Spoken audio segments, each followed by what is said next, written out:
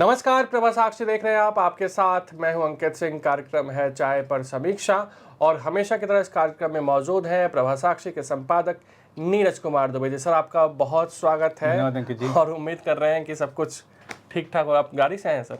हाँ जी, हाँ जी। तेल मिल रहा है ना? हाँ हाँ, तेल मिल रहा है, कोई दिक्कत नहीं है। वो जो अफवाहें चल रही हैं, लोग उस चक्कर में अपने गाड़ी में तो तेल डलवा ही रहे हैं, साथ ही पीपी वगैरह में भी डलवा के ले जा रहे हैं। ऐसे कई सारे वीडियो आ रहे हैं, लेकिन ज़रूरत है नहीं इन सब चीज़ की। ठीक है, लेकिन सर तेल से ही जुड़ा हुआ सवाल हम पूछते हैं। सरकार ने एक्साइज ड्यूटी कम की है जी। कम किया, उस पर हम नहीं जा रहे हैं जी। हम जा रहे हैं कि एक्साइज ड्यूटी कम होने के बाद विपक्ष कह रहा है कि इससे आम आदमी को क्या फ़ायदा हुआ। जी। उसके अलावा ये भी कहा जा रहा है कि सिर्फ ये चुनाव तक है, चुनाव बाद महंगाई का झटका सरकार देगी। सिर्फ चुनाव तक ही जो है दाम नहीं बढ़ रहे हैं तेल के या जो है जी। लेकिन ये बात भी सही है कि देश में तेल के दाम नहीं बढ़े हैं। चाहे विश्व के किसी भी कोने में आप जाइए, सभी जगह पर 20 से 30% तेल की कीमतों में वृद्धि हुई है, एक भारत को छोड़कर।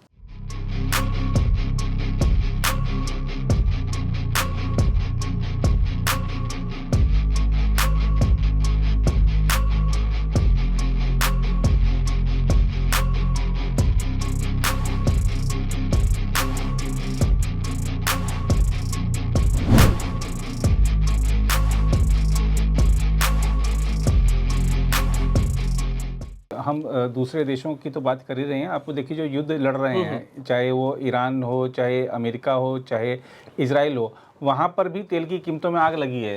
ऐसा नहीं है कि सिर्फ और दूसरे देश प्रभावित हुए हैं। अमेरिका में तेल की कीमतें बढ़ गई हैं, इजराइल में बढ़ गई हैं।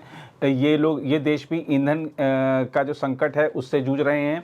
और आप ये देखिए कि किस तरीके से जो विपक्ष, जैसा आपने कहा कि विपक्ष कह रहा है कि भाई इससे आम जनता को क्या फ़ायदा हुआ। आप जरा हमारे सिर्फ दूर मत जाइए, आप पड़ोस में नज़र उठा के देख लीजिए कि चीन की जनता पर कितना ज़्यादा भार पड़ गया है, नेपाल की जनता पर कितना भार पड़ गया है, श्रीलंका की जनता पर कितना भार पड़ गया है, और बांग्लादेश की जनता पर कितना भार पड़ गया है। भार पड़ा तो पड़ा, साथ में जो प्रतिबंध, जो तमाम तरह की जो जैसे श्रीलंका में QR कोड दिए जा रहे हैं कि आप इसको आप हफ्ते में इससे एक ही बार डलवा सकते हैं। ऐसे तमाम तरह के प्रबंध अनेक देशों की सरकारों ने किए हैं। भारत में तो ऐसा कुछ नहीं है। भारत में तो सब कुछ आसानी से मिल रहा है। तो ये दिखाता है कि सरकार पहले से अलर्ट थी। संकट को द्वार तक आने का इसका इंतजार नहीं किया, उससे पहले से प्रयास किए जा रहे थे। और हमारी जो तेल की जो हमारा जो खरीद की जो नीति है, जिसमें विविधीकरण है कि हम बहुत सारे देशों से हम ऊर्जा का आयात करते हैं, तो ये दिखाता है कि सरकार पहले से सतर्क थी। हमारे रणनीतिक भंडार भरे हुए हैं। LPG चूँकि उसकी एक स्टोरेज की समस्या है। दूसरा, हम 85% के आसपास अपना हम बाहर से आयात करते हैं। तो ये दिखाता है कि किस तरीके से हमारी जो निर्भरता LPG के लिए है, उसके लिए भी हमने तैयारी की थी। हमारे जो टैंकर वहाँ पर, हमारे जो शिप वहाँ पर फंस रहे हैं, उसको भी हम एक एक करके निकलवा रहे हैं। तो सरकार हर मोर्चे पर सतर्क है, कूटनीतिक पर भी और घरेलू मोर्चे पर भी। व्यावसायिक सिलेंडर जो पहले 20% तक ही देने की बात थी, उसमें भी संख्या बढ़ाई गई है। 70% हो गया। अब आप देखिए कि जो PNG है, अगर हम देखें विभिन्न राज्यों के आंकड़े उठाकर देखेंगे तो लगभग एक महीने में आवेदनों की जो संख्या है वो 5 गुनी 10 गुनी तक कई शहरों में हो गई। तो लोग अब उस तरफ मुड़ रहे हैं। प्रधानमंत्री नरेंद्र मोदी ने शनिवार को जब जेवर एयरपोर्ट का उद्घाटन किया, तब उन्होंने एक और बड़ी बात कही कि जो हमारे जो किसान हैं, उन्होंने जो एथेनॉल का उत्पादन किया है, उसने बड़ी राहत दी है संकट के समय में। क्योंकि हमारी हम जो तेल आयात करते हैं, कच्चा तेल आयात करते हैं, उसमें काफ़ी हद तक कमी आई है। सरकार एथेनॉल का उत्पादन बढ़ाने का किसानों से लगातार आग्रह भी करती रही है। सरकार की नीतियां भी इस दिशा में अनुकूल रही हैं, जिससे इंडस्ट्री को फ़ायदा हुआ, किसानों को भी फ़ायदा हुआ। और आज संकट के समय सरकार के और ख़ासतौर पर मोदी सरकार की ओर से लिए गए इस फैसले का लाभ बड़ा देखने को मिल रहा है। और बहुत सारे अब ये बात जो कह रहे हैं कांग्रेस वाले या विपक्ष वाले कि भैया ये तो चुनाव मतदान ना समझ है या समझना नहीं चाहते हैं। नहीं, देखिए, अब इसमें ना समझना नहीं चाहते हैं कहेंगे, क्योंकि उन्होंने भी 50-60 साल तक देश पर राज किया है। वो भी जानते हैं कि तेल की कीमतें कब बढ़ानी पड़ती हैं, कब सरकार को हस्तक्षेप करना पड़ता है, कब अलोकप्रिय फैसले भी लेने को सरकार को मजबूर होना पड़ता है। ये देश ने देखा हुआ है। खुद जब प्रधानमंत्री थे स्वर्गीय डॉक्टर मनमोहन सिंह जी, उन्होंने कहा था जब एलपीजी के दाम बढ़ाए थे कि भैया ये जो पैसे हैं ये पेड़ पर नहीं लगते हैं। ये उनका एक जो ऐसा एक वाक्य था जो आज तक सब लोगों को याद है। और कांग्रेस जो कह रही है कि भैया मोदी सरकार सिलेंडर नहीं दे रही है, उसको याद करना चाहिए कि उसके ज़माने में 6 सिलेंडर मिलते थे। 2014 के चुनाव में उन्होंने शायद 9 सिलेंडर का वादा किया था कि हम साल भर में वो 9 सिलेंडर उन्होंने पहले कर दिया था और राहुल गांधी उसको बार बार प्रचार करते थे कि हमने 9 सिलेंडर कर दिया, 9 सिलेंडर कर दिया। तो 12 महीने में जो 9 सिलेंडर देते थे वो अब कह रहे हैं, वो भी 9 साल राज करने के बाद उन्होंने 9 सिलेंडर देना शुरू किया। जी, तो 12 महीने में जो 9 सिलेंडर देते थे वो आज इस सरकार से सवाल पूछ रहे हैं कि भैया आप ये 2 सिलेंडर पहले पॉपुलेशन के सिर्फ 15 या 20% के आसपास ही लोगों के पास गैस था जी, आज लगभग वो 70% पहुंच चुका है जी। और वो सवाल कर रहे हैं, वही कह रहा हूँ कि आपको 12 महीने में 9 सिलेंडर देने वाले सवाल कर रहे हैं कि ये 2 सिलेंडरों के बीच की बुकिंग कितना 25-30 दिन हो गई है। तो ये 25-30 दिन क्यों है? तो भैया शहर में 25 दिन और गांव में 45 दिन। जी, तो आप अंतर्राष्ट्रीय स्तर पर हालात देखिए, हमारी जो विशाल आबादी है उसका जो आकार देखिए, तो तब ये सवाल उठता है कि आप क्यों समझना नहीं चाहते। अब आप कहते हैं कि भैया हम तो चुनाव बाद ये लोग पैसे बढ़ा देंगे। तो आपकी बात सही हो भी सकती है, क्योंकि उस समय क्या हालात होंगे, वैश्विक हालात क्या होंगे। अगर मान लीजिए कि ये जो हमला और व्यापक रूप लेता है, युद्ध और भीषण होता है और ईंधन की आपूर्ति पूरी तरह बंद हो जाती है या लगभग बंद हो जाती है, उस स्थिति में सरकार को और कदम उठाने पड़ सकते हैं। तो आज आप चुनाव जीतने के लिए लोगों के मन में भय पैदा करें कि ये तो बस मतदान जैसे ही खत्म हुआ 29 अप्रैल को, उसके बाद रेट बढ़ जाएंगे। अब देखिए ना, मोदी जी ने कोरोना का क्या जिक्र किया, लोगों ने तो लॉकडाउन तक बोलना शुरू किया। किसने फैलाया? जी, ममता बनर्जी अपने भाषणों में बोल रही है। जी, जी। तो यही डर और भय की जो राजनीति है ना, इससे इनको फायदा होता रहा है। अब ये कहती हैं भाई आपकी नागरिकता छीन लेंगे, आपके वोट के अधिकार छीन लिए जाएंगे। हमने लोकसभा चुनाव में देखा था कि भाई ये तो संविधान को खत्म कर देंगे, ये मनुस्मृति ले आएंगे। इस तरीके की बातें कह के डर और भय फैलाया जाता है। और इसीलिए प्रधानमंत्री नरेंद्र मोदी ने और उनकी सरकार ने ये तय किया है कि जो अफवाह फैलाएगा उस पर कड़ा एक्शन लिया जाएगा। और प्रधानमंत्री ने जिस तरीके से मुख्यमंत्रियों के साथ बैठक करके टीम इंडिया की भावना के साथ काम करने का आह्वान किया, आप देखिए मुख्यमंत्रियों के बयान तो कम से कम बदल गए हैं कि वो जिस तरीके से बात कर रहे हैं कि नहीं हमारे यहाँ पे कोई कमी नहीं है, ना एलपीजी की कमी है, ना केरोसिन की, ना डीजल की, ना पेट्रोल की। लेकिन अगर वही पार्टी के नेता जो कह रहे हैं वो कुछ और कह रहे हैं। तो हास्यास्पद तो ये लगा ना सर कि पेट्रोल और डीजल के दामों में वृद्धि हिमाचल में हो चुकी है जी। और ये सवाल जब जयराम रमेश से पूछा गया, जो कांग्रेस की हर दिन की रणनीति क्या होगी उसके रचयिता है, तो उन्होंने कहा कि ये सवाल आप सुक्खू जी से पूछिए, मेरे से क्या पूछ रहे हैं। जी। तो कांग्रेस बताए ना कि सरकार ने अभी तक दाम नहीं बढ़ाया है जी, लेकिन उनकी सरकार जहाँ पे है वहाँ दाम बढ़ने लगे। जी बिल्कुल। वो उन्होंने जो राज्य अगर अपने टैक्स में वृद्धि करते हैं, यही तो प्रधानमंत्री जी ने दिखाया है कि उन्होंने अब जो सरकार का जो राजस्व है उसका नुकसान झेल लिया, लेकिन आम आदमी के लिए महंगाई नहीं बढ़ने दी। क्योंकि अगर पेट्रोल डीजल के दाम में अगर ये जो 10 रुपये की बढ़ोतरी हो जाती तो आप सोचिए कि स्थिति क्या होती। लोग पहले ही बहुत सारी दुश्वारियों को झेल रहे हैं, ऐसे में लोगों के लिए सामान्य खर्च चलाना भी बड़ा मुश्किल हो जाता। तो सरकार ने इस संकट के समय में जनता का ध्यान रखा है, खजाने का नहीं, और ये दिखाता है कि जो सरकार है लोगों के कल्याण के लिए प्रतिबद्ध है। देख, अब विपक्ष कुछ भी कह सकता है, कहने को तो हम ये इलेक्शन के बाद आपके जैसे कह ही रहे हैं कि हम वो रेट बढ़ा देंगे, और भी अभी जैसे जैसे चुनाव प्रचार गरमाएगा इस तरीके की बातें और सामने आएंगी। लेकिन मुझे लगता है कि सरकार पहले से सतर्क थी और जो हमने जो तैयारियां की थी उसका फ़ायदा इस समय देश को मिल रहा है। अच्छा, मैं एक रिसर्च सुन रहा था, उसमें कहा जा रहा था कि 2014 तक भारत के पास सिर्फ 7 से 10 दिन के रणनीतिक भंडार हुआ करते थे जी, लेकिन अभी हमारे पास 60 दिन के भंडार हैं जी, और लगभग 60 दिन के जो क्रूड ऑयल है जो भंडार के लिए जो जरूरी होते हैं वो रास्ते में है जी। तो 120 दिन आप मान के चलिए कि हम सुरक्षित हैं, हमें कोई दिक्कत नहीं है जी। तो इस तरह की चीज़ें हो रही हैं। लेकिन हमने इसे शुरुआत इसलिए की थी ताकि जो मैसेज दिया जा रहा है चुनावी माहौल में उस पर आप अपनी बात रख सकें। लेकिन सर वही बंगाल, असम, तमिलनाडु और केरल, जी, यहाँ फिलहाल अगर देखा जाए तो प्रचार शांत है जी, क्योंकि उस तरीके से जैसे जैसे चुनावी तारीखें नज़दीक आएंगी तब प्रचार तेज होगा जी। लेकिन आपको संभावनाएं और अब वर्तमान स्थिति इन चारों राज्यों की क्या लग रही है? देखिए, अगर हम बात कर देते हैं असम की, तो असम में अभी तक कुछ समय पहले तक जो सरकार है वो भी अपना डेवलपमेंट गिना रही थी और विपक्ष भी डेवलपमेंट के मुद्दों पर घेर रहा था। लेकिन अब जैसे आप देखेंगे चुनाव प्रचार अब का जो माहौल गर्मा रहा है, तो अब डेवलपमेंट की बात कोई नहीं कर रहा है, मूल मुद्दों की बात कोई नहीं कर रहा है। अब सिर्फ भटकाने की रणनीति चल रही है, सत्ता पक्ष की ओर से भी विपक्ष की ओर से भी। मैं देख रहा था कि जो AIUDF के जो नेता हैं अजमल, उन्होंने कहा कि भाई मियाँ की दादागिरी चलेगी असम में। अब वो उन्होंने ऐसी बॉल फेंकी है कि वहाँ से हिमंता बिस्वा शर्मा इस पर जरूर नहीं तो हिमंता बिस्वा शर्मा ने या तो बोला होगा जी कि एक बॉल ज़्यादा फेंक दो, आप तो फाइट में हो नहीं जी, एक बॉल फेंक दो। तो वो एक बॉल ऐसी आई है कि वो उस पर ऐसा शॉट लगाएंगे कि पूरी कांग्रेस उस कैच को पकड़ने के लिए आसपास घूमेगी, लेकिन वो कैच नहीं होने वाला क्योंकि उनको पता है कि क्या करना है, कैसे शॉट लगाना है हिमंता बिस्वा शर्मा। तो आप देख रहे हैं पूरा ध्रुवीकरण हो चुका है चुनाव का।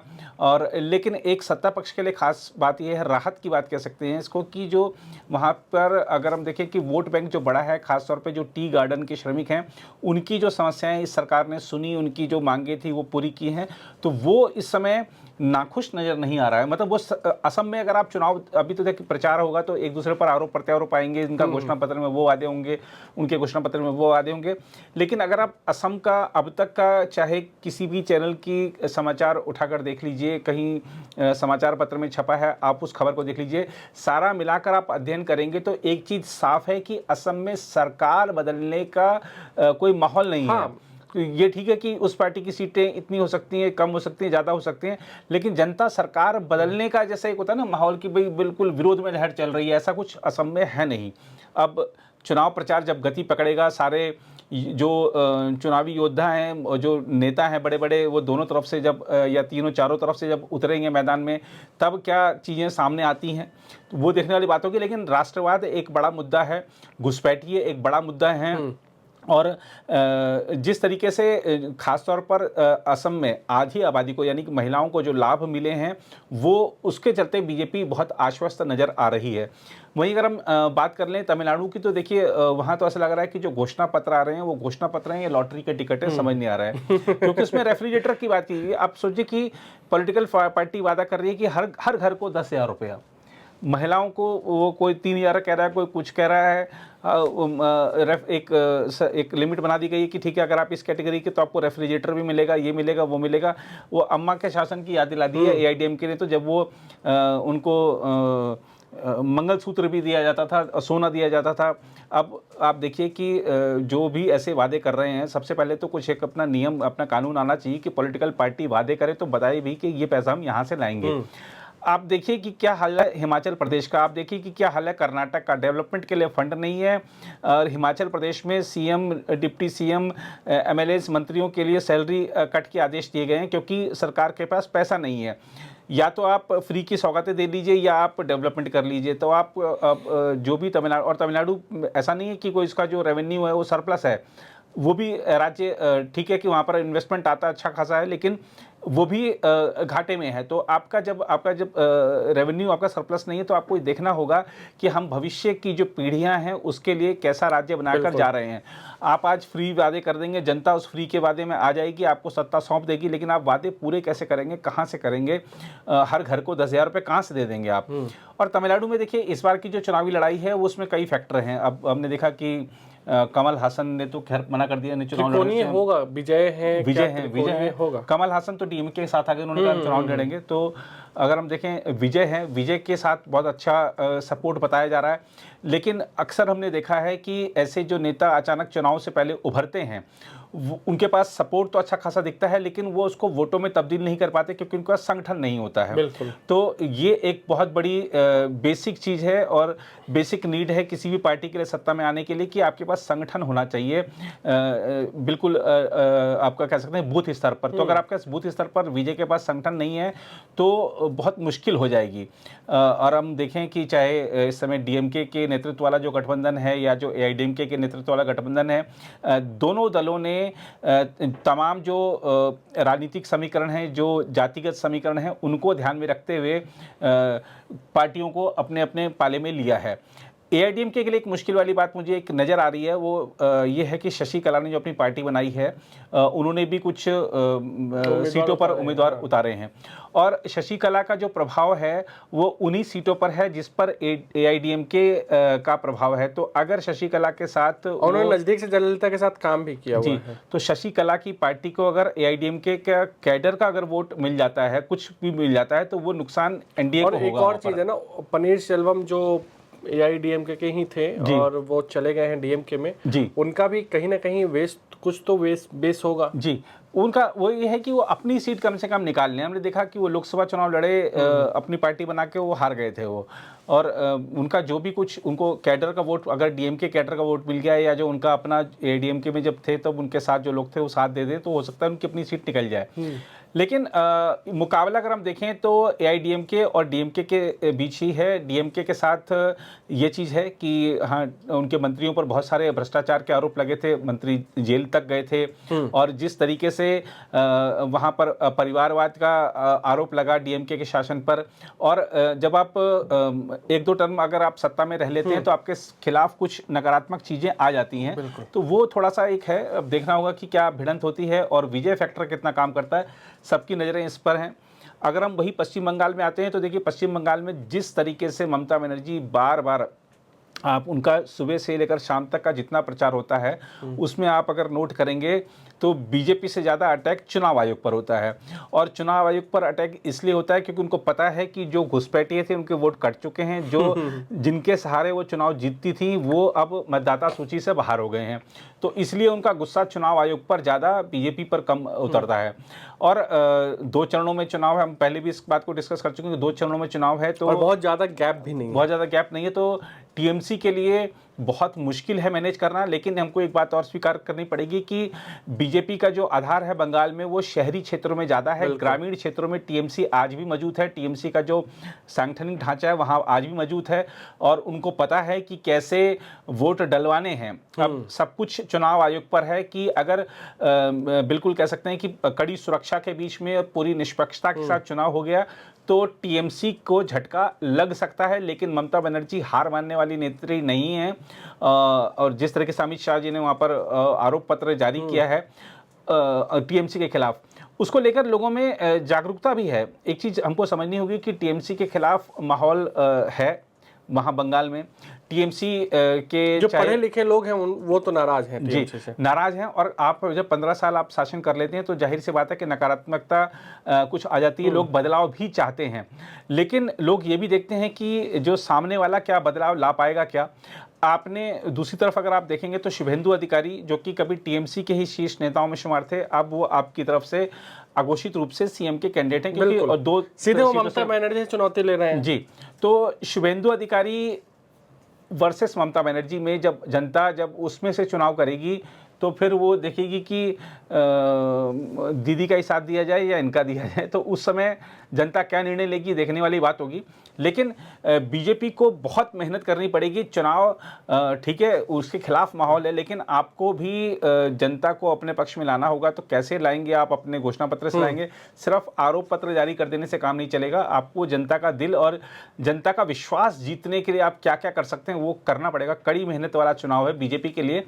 टीएमसी को पूरी तरीके से हम कह सकते हैं कि इतनी नकारात्मकता के बावजूद, घुसपैठियों के नाम कट जाने के बावजूद एकदम से खारिज नहीं किया जा सकता। फिलहाल तो एज है, एज कह सकते हैं, या कह सकते हैं कि कड़ी टक्कर है कम से कम। और केरल में आप जाइए, देखिए केरल में ऐसा लगता है कि जिस तरीके से राहुल गांधी ने वहाँ पर चुनाव प्रचार की कमान संभाल ली है एक तरह से। वहाँ पर वायनाड से प्रियंका गांधी सांसद हैं। मुझे लगता है कि शायद प्रियंका से ज़्यादा तो वहाँ पर राहुल गांधी दिख रहे हैं। तो राहुल गांधी जब प्रचार की कमान संभालते हैं तो अगर आप रिजल्ट उठाकर देख लें अब तक पिछले चुनाव के हश्र क्या होता है, तो ये दिखाता है कि वो अति आत्मविश्वास में ऐसी, आज क्रिकेट की आप वैसे वीडियो करते हैं क्रिकेट वाले, लेकिन मैं आपकी शब्दावली क्रिकेट की थोड़ी सी ले रहा हूँ कि 2-3 बार हो गया बल्कि इस आज के हमारे कार्यक्रम में, तो वो ऐसे शॉट्स मारते हैं कि वो सीधा, वो लगता है कि 6 उड़ा, लेकिन वो कैच हो जाता है वो। तो ये हमको देखना होगा। आप पुराना उठा के देख लीजिए, जितने भी चुनाव की कमान राहुल गांधी ने संभाली है, केरल में ज़्यादा समय दे रहे हैं। जहां दिल्ली में जो एक ऑल पार्टी मीटिंग थी उस समय भी वो केरल में थे। तो नहीं, केरल में नहीं थे, दिल्ली में ही थे। उस दिन उनको केरल जाना था और केरल जाने के लिए वो ऑल पार्टी मीट में शामिल नहीं हुए कि केरल उनको जाना है। हालांकि उनकी माँ एडमिट थी, तो उन्होंने वीडियो भी बाकायदा जारी किया कि वो माँ के साथ थे। जी, तो केरल में वो ज़्यादा नज़र आते हैं, लेकिन अब देखना होगा कि क्या वो वहाँ पर सभी गुट, वहाँ पे बहुत सारे गुट हैं केरल में, और जो एलडीएफ यूडीएफ उसके अंदर भी तमाम तरह के मतभेद हैं। लेकिन वामपंथियों ने जिस तरीके से पिछले विधानसभा चुनाव में भी एकजुटता के साथ कांग्रेस का मुकाबला किया था, और तमाम जो सर्वेक्षण थे, तमाम जो कांग्रेस का आत्मविश्वास था, उस सबको धता बताते हुए सत्ता में वापसी कर एक इतिहास रचा था केरल की राजनीति में। अगर वो हैट्रिक लगा दें तो कोई बहुत बड़ी बात नहीं होगी, क्योंकि विजयन जो सीएम है, आप उनके खिलाफ कोई भी केरल में नहीं है एलडीएफ में। जी, दूसरी बात यह है कि आप विजयन का आप जो प्रचार है उसको आप नोटिस करेंगे तो वो पूरी आक्रामकता के साथ प्रचार कर रहे हैं। वो कहीं भी डिफेंसिव होकर प्रचार नहीं कर रहे हैं। वो आत्मविश्वास है उनके पास, दिखा रहा है। तो और काम भी बता रहे हैं, काम भी बताया जा रहा है। और दूसरा क्या है कि हमको, अगर आप केरल के भी समाचार चाहे किसी चैनल का उठा के दीजिए, ऐसा सरकार बदलने वाला माहौल नहीं है। बात यह है कि कौन पार्टी कितनी मेहनत करती है और किस दिशा में चीज़ों को आगे ले जाती है। और बीजेपी ने जिस तरीके से हाल के दिनों में खासतौर पर क्रिश्चियन समुदाय का जो वहाँ पर विश्वास जीता है, वो एक बड़ा फैक्टर हो सकता है बीजेपी को अच्छी सीटें दिलाने में, बीजेपी के वोट शेयर को बढ़ाने में। सत्ता जो है वो केरल में अभी कह सकते हैं कि बीजेपी के लिए दूर की कौड़ी है, लेकिन पार्टी का प्रदर्शन अच्छा हो सकता है अब तक के चुनाव को अगर देखा जाए तो। लेकिन मुकाबला एलडीएफ यूडीएफ के बीच में ही है।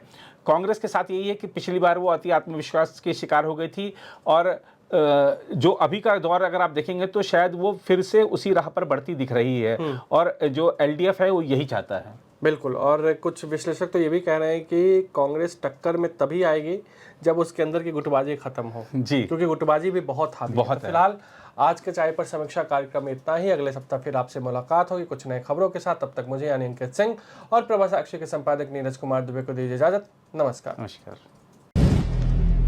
अगर आप भी लेना चाहते हैं देश दुनिया की तमाम जानकारी तो आज ही सब्सक्राइब करें हमारे चैनल को। साथ ही नीचे दिए बेल आइकन को जरूर दबाएं ताकि हर अपडेट आप तक पहुंच सके।